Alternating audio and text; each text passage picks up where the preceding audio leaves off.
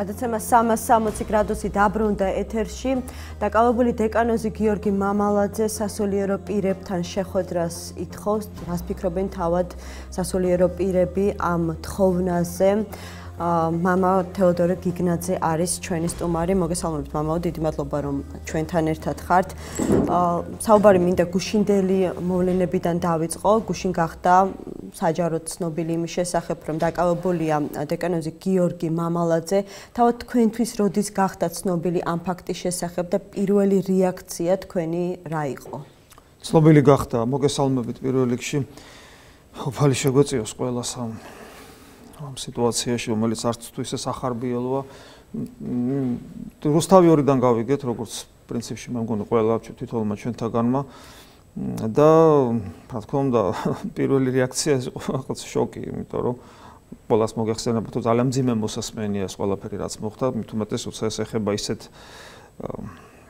ისეთ ერთობას, რომელსაც ეკლესია ქვია, სადაც ყველაზე მეტად უნდა იყოს სიწმინდე და რომელიც ყველას მეტად უნდა იყოს სამაგალითო.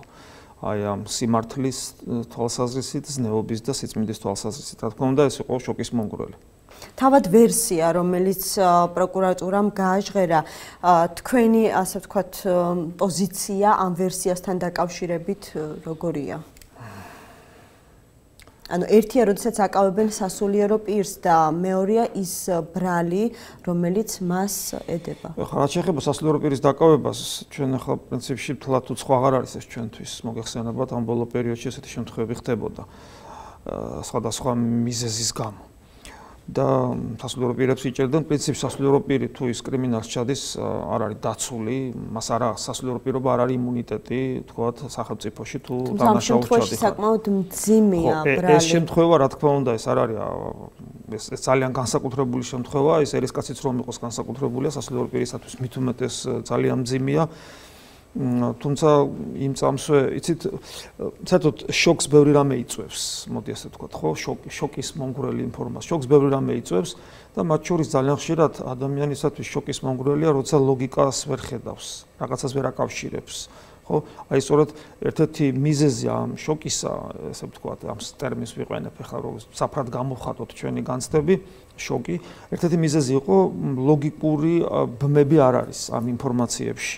და კითხვის ნიშნები ჩდება ძალიან ბევრი და ვერ ხსნიან. რა კითხვის ნიშნები გიჩნდებათ თქვენ? დავუშვათ დეკანოზ გიორგი მამალაძის პიროვნებიდან გამომდინარე, თავად ვერსიიდან გამომდინარე, კონკრეტულად რა შეკითხვები გიჩნდებათ? პირველი შოკი. ესე იგი, ჯერ ლოგიკური ბმები სადაც არ არის. ეხლა თქვა დანაშაული ყველამ შეიძლება ჩაიდინოს, მე მაგალითად ნებისმიერ რამე შეიძლება ჩავიდინო, თუ ჩემს დაცემულ ბუნებას კონტროლს არ გაუწევ და მიუშვებ. ხო, ადამიანში ყველაში არის ის ცუდის და კარგის. ადამიანი იმით არის ადამიანი, რომ ადამიანი აკონტროლებს საკუთარ თავს, კარგს წინ წამოწევს, ცუდს, ესე იგი, რაღაც ცდილობს, რომ ცუდი არ წამოვიდეს და დაიდრუნოს მაშინ. ამიტომ აქ თავარი არის ის, რომ აი პირველი კითხვა მაგალითად რაში ჭირდება რომელიმე მღვდელს, ვინც არ უნდა იყოს, ასეთი საქციელის ჩადენა, მაღალი იერარქიის მოწამვლა, როდესაც თუ ის ამას მარტო აკეთებს, იმიტომ რომ რა ექნება მას საამისოდ. არაფერი. დაბალ იერარქიაში მყოფი ადამიანისათვის არანაირი ინტერესი არ წარმოადგენს.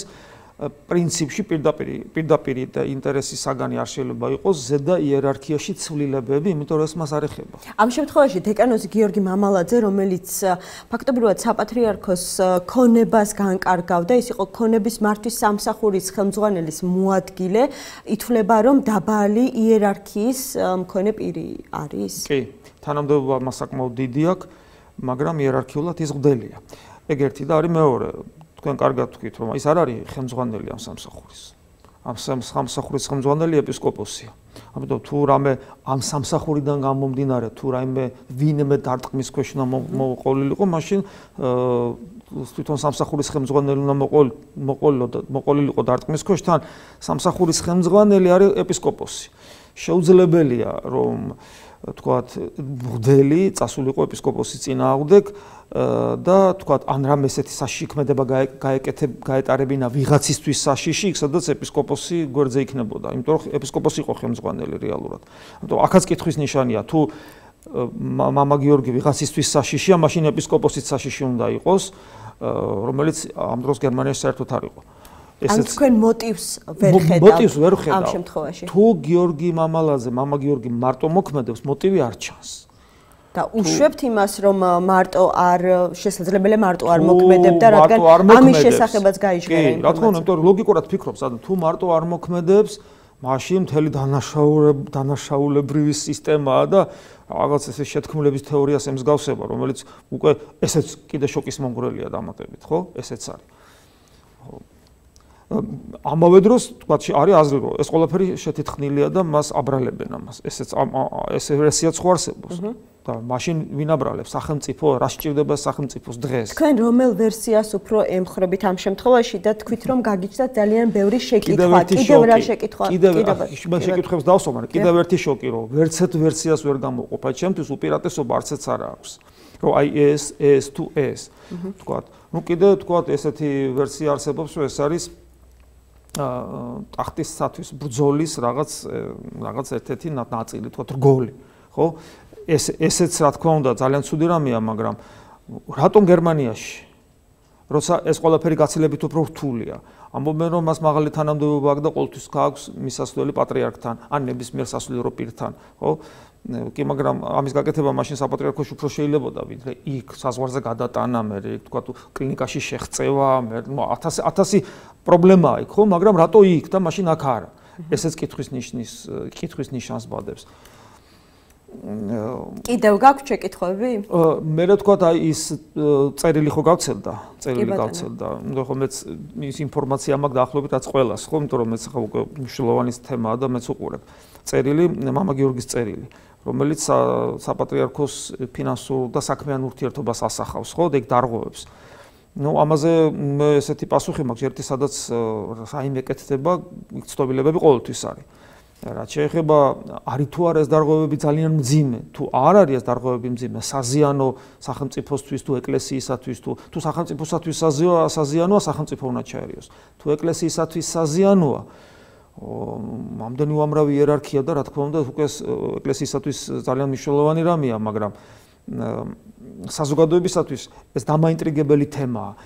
რატომ გახდა დამაინტრიგებელი თემა ეკლესიის საქმიანობა საზოგადოებისათვის? იმიტომ რომ მე ტელევიზიაში წერანაც თქვი რამდენიმე საათის წინ, იმიტომ რომ დღეს სამწუხაროდ ისეთ სიტუაცია, რომ ეკლესია თითქოს ჩაკეტილი სისტემა, ჩაკეტილი ორგანიზაციასავით არის, რომელიც არ არის გახსნილი საზოგადოებისათვის.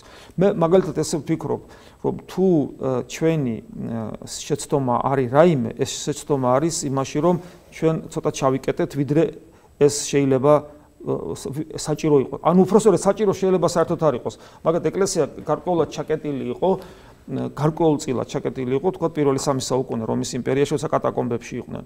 საბჭოეთის პერიოდში, იმიტომ რომ ნუ მტრული გარემოცვა იყო ჩვენს გარეთ და დღეს ესეთი მტრული გარემოცვა არ არის, ესეთი პირდაპირ გაგებით, სახელმწიფო დღეს ისეთია, ჩვენი ხელისუფლება ისეთია უпроსტოდ, რომ ჩვენ არ გვავიწროებს ეკლესიას და შესაბამისად თავისუფლები ვართ და თან 21 საუკუნე ითხოვს მაქსიმალურ გახსნილობას. თავისუფლების ეს უმაღლესი ღირებულება თავისუფლებისა ისეთია დღეს იმგვარად არის გაჟღენთილი საზოგადოება ამ თავისუფლების იდეით, რომ და გახსნილობის იდეით, რომ შეუძლებელია რომ ჩვენ ამას არ ვპასუხობდეთ და პლუს ეს ჩვენი ბუნებაც არის. ეკლესიის ბუნება არის გახსნილობა, ხო სექტა არა ვარ. თეოდორე, რა ხდება? შეცდომა შეიძლება იყოს იმაში, რომ ეკლესიის ადმინისტრაცია, მე არ ვარ ეკლესია სხვა არის, ადმინისტრაცია სხვა არის. იმიტომ რომ ეკლესია ქრისტეს მისტიური სხეულია, ჩვენ ქრისტეს სხეულის ნაწილი ვართ, მაგრამ ადმინისტრაცია, რომელიც ჭირდება მიწიერი არსებობისათვის ეკლესიას, პირდაპირ გაგებით ეკლესიაზე არ დაიყვანება. მაგრამ ეკლესიის ადმინისტრაცია, რა თქმა უნდა, უნდა პასუხობდეს ყველა იმ შინაგან მოთხოვნილებას, რაც ეკლესია საქვს თავისთავად, როგორც მისტიური სხეულს. ანუ ვის გულისხმობთ კონკრეტულად შეგიძლიათ? მთლიანი მართლობა, იცით როგორ არის? წარმოიდგინეთ, ჩვენ საბჭოეთის პერიოდიდან გამოვედით. საბჭოეთში ეს გარკვეული ჩაკეტილობა აუცილებელიც იყო. იმიტომ რომ კიდევ ვიმეორებ, ათეისტური გარემო იყო ჩვენს გარეთ და მტრული სახელმწიფო, მტრული ხელისუფლება იყო. მაგრამ ეკლესია თავის ბუნებით კონსერვატორია. ეთყობა ყველაზე მეტად სწორედ ეს გაგვიჭირდა, რომ ჩვენ ყოფილიყავით, ჩვენ შეგვეცვალა ეს მართლობის ფორმები, გახსნილი ყოფილიყავით საზოგადოებისათვის ამ კონსერვატიზმის გამო. თუმცა ამის წინაპირობა, რომ ჩვენ უფრო მეტად გახსნილები ყოფილიყავით, არის პირველი თავარი პირობა ისე რომ ეკლესია თავის ბუნებით ესეთია, იმიტომ რომ ღმერთი რო ადამიანად მოვიდა, ამაზე მეტი გახსნილობა რაღა არის, ხო? და ჩვენ ბუნებრივ ესე უნდა ვიყო და მეორე თვითონ პატრიარქის პიროვნება. პატრიარქი როგორი პიროვნება, ბევრი პატრიარქი ყავდა კარგი, სანამ ჩვენი პატრიარქი გახდებოდა პატრიარქი. მაგრამ ჩვენი პატრიარქი მათგან ისეთ რითი გამოირჩეოდა. მეგულისხმობ კირიონიდან მოყოლებული აქეთ. იმით რომ ჩვენი პატრიარქი იყო ძალიან გახსნილი და თავის დროის ძალიან დიდი მისიონერი მის დროს ეს ყველა ისტორია მეტნაკლებად ვიცით, მის დროს ეკლესიები გაივსო და გაივსო იმიტომ რომ ინტელიგენცია რომელიც გაუცხოებული იყო ეკლესიისაგან დაინტერესდა ქრისტიანობით და მათთვის ეკლესია გახდა ძვირფასი, იმიტომ რომ მათთვის კარები გაიღო.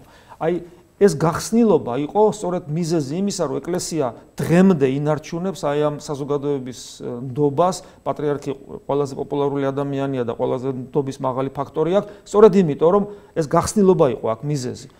ეს იყო მთავარი მესიჯი შეიძლება ასე ითქვას ეკლესიისა ჩვენი პატრიარქი რო გახდა პატრიარქი იმის ანუ ახლა არ არის ეს გახსნილობა და ამ ყველაფერში ადმინისტრაციის დღეს 21 საუკუნეა და დღეს 21 საუკუნეა და ჩვენ ცოტათი ჩამორჩით დროს და ის მეთოდები რაც გასული საუკუნის 80-იან 90-იან წლებში იყო თუნდაც ამ საუკუნის დასაწყისში დღეს უკვე აღარ ამართლებს დღეს მეტი გახსნილობაა საჭირო რომ აი იმ წერილმა თქვა სადაც ფინანსურ და სხვადასხვა დარღვევებზეა საუბარი ამანაც ჩოკი გამოიწვია და ან თქვენ თუ კი არსებობდა მსგავსი პრობლემები წერილში შემდეგ დღეს გამოვიდა ინფორმაცია ადვოკატმა გამოიტანა საპყრობილედან რომ არაერთხელ ქონდა მცდელობა დეკანოს გიორგი მამალაძეს რომ ამ პრობლემების შესახებ ეცნობებინა წმინდა სინოდისთვის და პირადად შეხვედროდა პატრიარქს თუ კი არსებობდა ეს პრობლემები 2015 წლის შემდეგ მას შემდეგ რაც ის ამ თანამდებობაზე დაინიშნა და გარკვეული პერიოდის განმავლობაში ამ სამსახურის მძღვანელიც იყო. თქვენთვის არ იყო ამ ფინანსური პრობლემების შესახებ ცნობილი? მანდაც ცოტა კითხვის ნიშნები ჩდება. დიახ, რა კითხვა? მე არანაირი თანამდებობა არ მაქვს საპატრიარქოში და მე არ მქონია შემთხვევა საჭიროებიდან გამომდინარე, ახლა სისულელის გამო ხო არ მიხვალ პატრიარქთან. ძალიან დატვირთულია პატრიარქი, ძალიან და თან ასაკშია. მაგრამ არ მქონია შემთხვევა მე ყოფილიყო საჭიროება პატრიარქთან შესვლის და მე ეს პრობლემა მქონოდა. როცა სურვილი იყო საჭიროებიდან გამომდინარე, ყოველთვის ვახერხებდი მის უწმინდესობის ნახვას და ну რა ხო მამა გიორგი ვერ ნახავდა პატრიარქს. ძალიან საინტერესო სურათი მივიღეთ თქვენთან საუბრით, თქვენ ფაქტობრივად ეჭქვეშ დააყენეთ პროკურატურის ვერსია, რადგან ამბობთ რომ ძალიან ბევრი შეკითხვები გიჩნდებათ და თან ამბობთ რომ თუ კი დეკანოს გიორგი მამალაძეს ჰქონდა ინფორმაცია მასშტაბური ფინანსური დარღვევების შესახებ და სურვილი ამ ყველაფრის შესახებ მაღალი იერარქიის მქონე სასულიერო პირებისთვის ეცნობებინა, მას გზა ხსნილი ჰქონდა ამისათვის. ძალიან საინტერესო როცა ამბობენ რომ თქვათ ვერ მოხერხდა ამ ინფორმაციის მიტანა პატრიარქთან, მე ამიტომ მიჩნდება კითხვა, რატო ვერ მოხერხდა. პატრიარქი, ჩვენი პატრიარქი არ არის ზოგიერთი ქვეყნის პატრიარქებივით, რომელსაც ვერ მიეკარება. ჩვენი პატრიარქი ძალიან გახსნილია, ძალიან უბრალოა. ნებისმიერ ადამიანს შეუძლია ნახვა დილიდან ღამის პირველ საათამდე, ხან უფრო გვიან სტუმრები ყავს, მიღებები აქვს. შეუძლებელია რომ ნახვა მოიდომო და ვერ ნახო.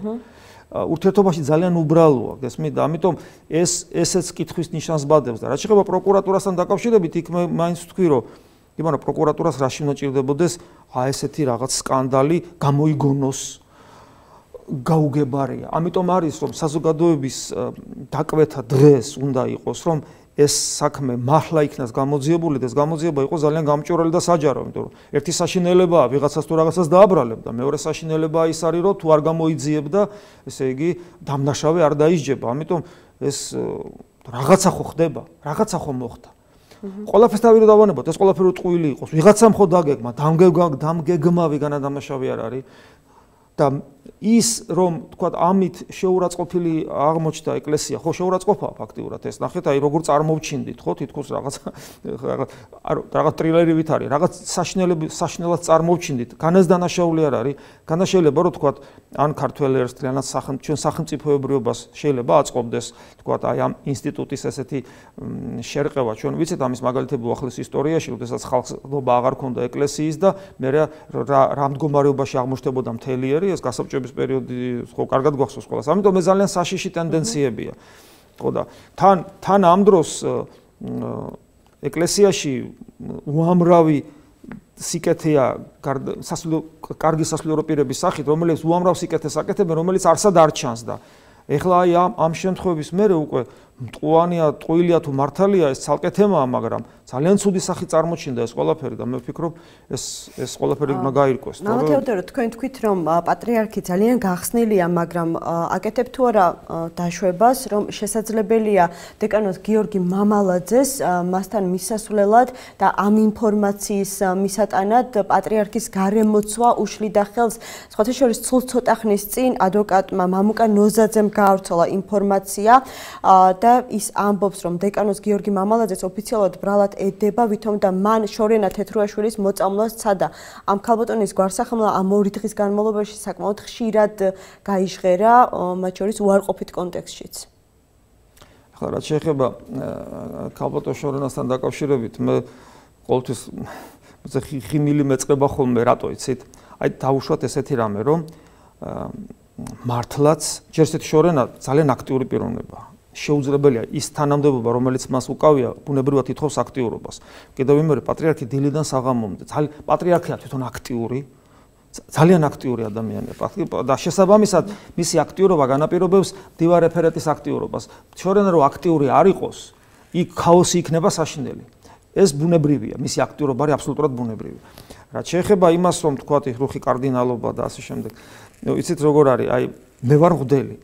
მღვდელი ნიშნავს აი დაბალი რანგის ოფიცერი რო ვთქვათ და ეპისკოპოსებიდან გენერლები და უფრო ზემოთ კიდე და მღვდლისათვისაც კი ჩემთვის მაგალითად რაღაც შეურაცხყოფელია ვთქვათ, რომ აი მე წაღანავს თქვი, როცა კი სურვილი მაქვს პატრიარქთან შესვლის, ყოველთვის ვახერხებ მის ნახვას. და არასოდეს არ ყოფილა პრობლემა, თქვათ იგივე მდივარ რეფერენტი რო ან მას ხელი შეეშალოს ასე შემდეგ. თუ ეკლესიისათვის საჭირო საქმეზე მე გადავწყვეტ რომ მივიდე, აუცილებლად მივდივარ.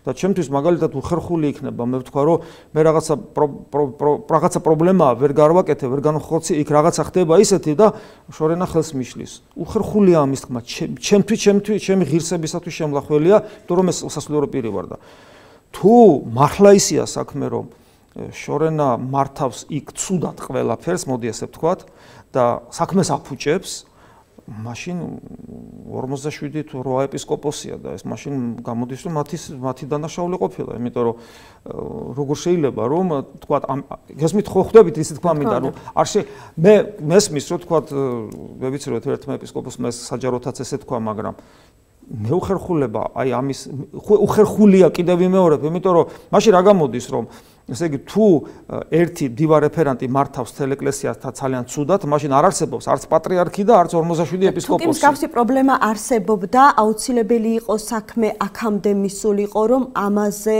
საჯაროდ საუბარი დაეწყოთ სასულიერო პირებს, თუ მსგავსი პრობლემა არსებობდა, რატომ ვერ მოხერხდა საპატრიარქოს შიგნით ამ პრობლემის განხილვა და მოგვარება? რეალური ძალაუფლება თანამდებობრივად შორენას არ შეიძლება ქონდეს. ის არის მდივარ რეფერენტი. რეალური ძალაუფლება აქვს სინოდს. და სხვათა შორის არანაკლები ვიდრე პატრიარქს. ჯერ მარტო 3 ქორ ეპისკოპოსი ყავს პატრიარქს. მერე იქ მდივანი ყავს სასულიერო პირი. ხო, მერე უამრავი განყოფილებებია, უამრავი საგარეო, საგანმანათლებლო, ყველგან არიან სასულიერო პირები და ძალიან ბევრ ადგილას უმაღლესი სასულიერო ფინანსური საკითხები, ყველაფერს განაგებენ უმაღლესი სასულიერო პირები, იერარქები. ანუ როგორ უნდა მართოს მდივარ რეფერენტმა საპატრიარქოს ადმინისტრაცია, როცა თანამდებობა, საკვანძო ადგილები უჭირავთ უმაღლეს იერარქებს. მაშინ რა გამოდის? მაშინ გამოდის თუ ეგ მართალია, გამოდის ის რომ ქალბატონ შორენაზე მეტად დამნაშავე ყველა დანარჩენია. ან მაშინ აქ ტყუილია როცა მას აბრალებენ და აქედან რაღაც მტრის ხატის შექმნა უნდათ. ანუ ესეც ერთი დიდი კითხვის ნიშანია, როცა ამ თემაზე საუბრობენ. მამა თეოდორი, ახლა საინტერესოა როგორ განვითარდება მოვლენები.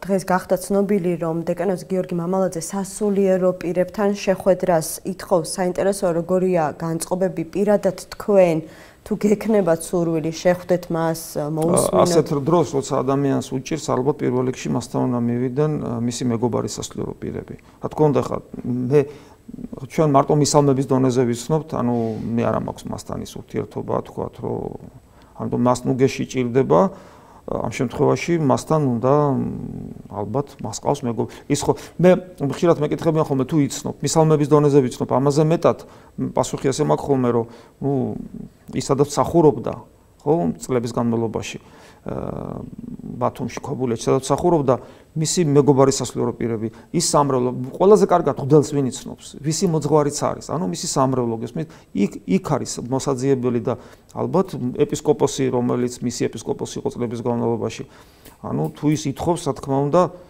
ალბათ უნდა შევიდენ და არ მგონია რომ ახლა ამას ხელი შეუშალოს ვინმე მაგრამ კონკრეტულად მე რაც შემეხება ეხლა მე ესე არ მაქვს ეს ურთიერთობა მასთან რომ და მას ასევე დადებული აქვს პირობა ინფორმაციის გაუთქმელობის შესახებ მისმა ადვოკატმა ასევე მოითხოვა ამ პირობის გაუქმება საინტერესოა განწყობები როგორია სამღვდელოებაში თქვენ რამდენიმე შეკითხვა ძალიან საინტერესო შეკითხვა დაასახელეთ რომელიც გაგიჩნდათ ამ საქმესთან დაკავშირებით საინტერესოა თქვენსავით თუ ფიქრობენ სხვებიც მე ვისაც ვესაუბრე ნუ ყველა შოკირებულია იმით თუ ეს მართალი ამითაც და თუ არ არის მართალი ამითაც იმიტომ რომ ორივე შემთხვევაში თუ მართალია და ეს მართლა გააკეთა მამა გიორგემ ამ შემთხვევაშიც და თუ არ გააკეთა და ესე იგი აბრალებენ შეუთხზეს ეს საქმე ორივე შემთხვევაში საქმე გვაქვს შეთქმულებასთან რომელიც მიმართული არის ეკლესიის წინააღმდეგ და ალბათ ღვთისწყალობით მოხდება რომ გაირკვევა სიმართლე და ვინც დამნაშავე ამ შემთხვევაში აუცილებლად უნდა დაისაჯოს. თუ სახელმწიფოს წინაშე კრიმინალია სახელმწიფოს წინაშე დაისაჯოს, თუ არა და ეკლესიური კანონიკით. იმიტომ რომ ამაზე მეტი შეურაცხყოფა ეკლესიისა, რაც დღეს ხდება, მე ვერ წარმომიდგენი. იმიტომ რომ ეს არის არა ცალკეულია, თქვა ცალკეულმა მღვდელმა რაღაც შეიძლება დააშავოს და ნუ გვესმის ხო, მღვდელი ადამიანია და ნუ დააშავა. მაგრამ ეს რაღაც ორგანიზებული სახე რომ მიიღო ამან, ხო, რაღაც ძალიან ცუდი. ხო, ეს ნიშნავს, რომ სერიოზულად უნდა პასუხი აკონი ადამიანებმა, ვინც ამის ჩამდენები არიან და ვინც გაუკეთა ამას ორგანიზება და სახელმწიფოს ინტერესი. მე სულ მიკურს ხოლმე, როდესაც საუბარია იმაზე, რომ სახელმწიფო რაღაცნაირად ეკლესიას მტრობს. ეს გაუგებარია, იმიტომ რომ თუ სხვა სახელმწიფოებს გადავხედავთ და ჩვენ ისტორიასაც წარსულში და სხვა სახელმწიფოებს აწყვოშით, ხო დავინახავთ, რომ რელიგია, რომელიც არის დომინანტი და ნაციონალური რელიგიად იწოდება, როცა ხელისუფლების თანამშრომლობა და იმ დომინანტი რელიგიის თანამშრომლობა არის აშკარა, დომინანტი რელიგია ნიშნავს, რომ იმერის მოსახლეობის, ქვეყნის მოსახლეობის უდიდეს უმრავლესობა ენდობა მას, თანამშრომლობა რელიგიისა და ხელისუფლებისა ყოველთვის არის გარანტი სახელმწიფო ძლიერებისა. ამიტომ სახელმწიფოს ინტერესებში უნდა იყოს, რომ ეკლესია იყოს ძლიერი და წმინდა, ის არსი წმინდაა, მაგრამ თავისი მართლობითაც წმინდა იყოს. ეს საკმაოდ მნიშვნელოვანი ესე იგი დახმარება იქნება ჩვენი სახელმწიფოებრივი აღშენებლობისათვის. იმიტომ რომ ეს ნიშნავს, რომ ჩვენი ერი იქნება ერთიანი, ზნეობრივი, პატრიოტი და მტკიცე. სახელმწიფოებრივი თვალსაზრისით, თორე სულიერი თვალსაზრისით კიდევ ბევრი რამეა, რომ ჩვენ გახსნილი ვართ მთელი ერისათვის და ჩვენ ვართ სახე ქრისტესი და როცა არ ვართ ესე სახე ქრისტესი, ჩვენ ძალიან სერიოზულად ვაშავებთ და ამით ვაზიანებთ მთელ ერს. იმიტომ რომ ჩვენ ამისთვის ავართ, რომ ვიყოთ სახე ქრისტესი და გზაუჩვენოთ ქრისტესაკენ სავალი. და სახელმწიფოებრივი თვალსაზრისითაც სახელმწიფოს კიდევ ერთხელ ვიმეორებ. ძალიან უნდა აწყობდეს ძლიერი, ოღონ სახელმწიფოსათვის და ხალხისთვის ღია ეკლესია. რამდენჯერმე ახსენეთ უკვე და ლოგიკურად გამიჩნდა შეკითხვა, ანუ ეჭქვეშ აყენებთ, რომ სახელმწიფოს არ აწყობს ძლიერი და ღია ეკლესია დღეს? იცით როგორ არის? თუ სახელმწიფო არის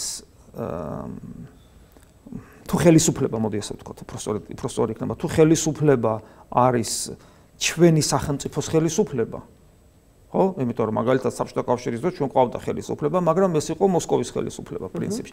თუ ჩვენი ხელისუფლება არის ჩვენი სახელმწიფოს ხელისუფლება, მაშინ მას აუცილებლად აწყობს ეს, რომ ეკლესია იყოს ძლიერი და ღია და თუ ამას ვერ ხვდება, ეს არის ძალიან სერიოზული პრობლემა ხელისუფლების წარმომადგენლებისათვის, იმიტომ რომ მათ არიციან ამბანი სახელმწიფოებრივი აღშენებლობის და არიციან საქართველოს ისტორია, არიციან ევროპული სახელმწიფოების ისტორია. ეს არის და ამიტომ ახლა მე არ მაქვს პრეტენზია რომ ვიღაცას რაღაცა უთხრა, მაგრამ მაინც პირდაპირ ეთერიდან თქვა შემიძლია ვთქვა რომ ხელისუფლების წარმომადგენელი შეიძლება მიუმართო რომ როგორც მღვდელმა, უბრალო რიგითმა მღვდელმა რომ თუ თქვენ გინდათ ძლიერი სახელმწიფო, თქვენ უნდა გინდოდეთ წმინდა ღია და ძლიერი ეკლესია.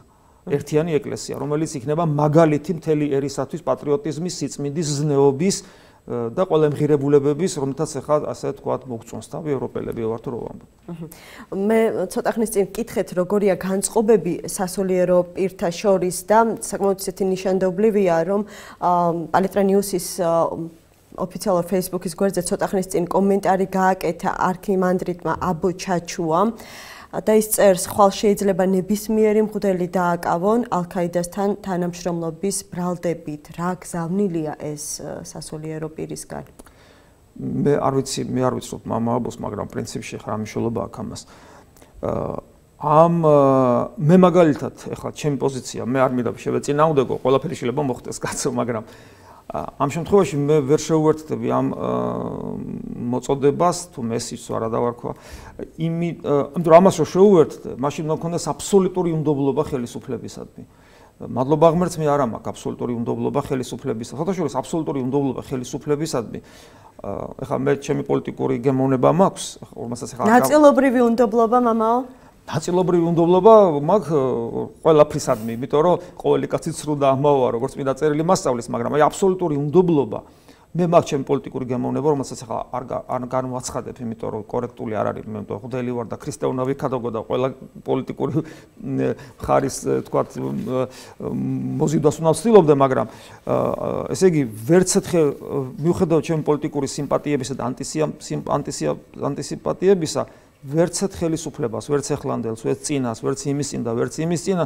ასე ბოლომდე ვერ დავაბრალებ, რომ ესე იგი მათ შეუძლიათ, თქვათ, ესეთი რამე გააკეთონ. თვით საბჭოთა კავშირის დროს, აი მამა გაბრიელის მაგალითი გამახსენდა, მამა გაბრიელი, როცა ლენინის სურათს წვავს და იქ ხანძარი რო არის ცეცხლი და იქ ქრისტეს ქადაგებას იწყებს, იქ ხო საშნელკი ხო ისე გაილახა მამა გაბრიელი, კინაღა მოკვდა, მკვდარი ეგონას. ხოთაშორის პოლიციასთან, მილიციასთან მოვიდა მანამდე გალახეს ის. ხო ეს აქტივისტებმა, ერისკაცებმა და მას დახვრეტა ქონდა მისჯილი. და როგორც მე მაქვს ინფორმაცია, მაშინდელმა, ესე იგი, ხელისუფლების წარმომადგენელს შევარნაძემ გადაარჩინა ის დახვრეტა. შევარნაძე დიდად არ გამოირჩეოდა სიყვარულით ეკლესიისამდე და მან მთელი ეკლესიის წინააღმდეგ ბრძოლა, ესეთ გააფორმა მავნე ტრადიციებთან ბრძოლა და სხვადასხვა რიტუალები მოიგონა კომუნისტური, რითაც ის ეკლესიის საიდუმლოებს ებრძოდა, ეს ცალკე თემაა, მაგრამ მიუხედავად ამისა, მანაც კი მამა გაბრიელი გადაარჩინა. ანუ ძალიან ძნელად დასაჯერებელია ესეთი ვერსია, რომ ოდესმე მოხდეს. ამიტომ თლათ მაგის მაშინ დავიღუპეთ თუ ესეა, მაგრამ არ ამგონია ეს. კი ბატონო. ძალიან დიდი მადლობა მინდა გითხრათ, რომ იყავით დღეს ჩვენი გადაცემის სტუმარი, მამა თეოდორე გიგნაძე იყო ჩვენთან ერთად. მადლობა თქვენ, ჩვენს მაყურებლებს გადაცემას 360 გრადუსი ხვალამდე გემშვიდობებად დროებით.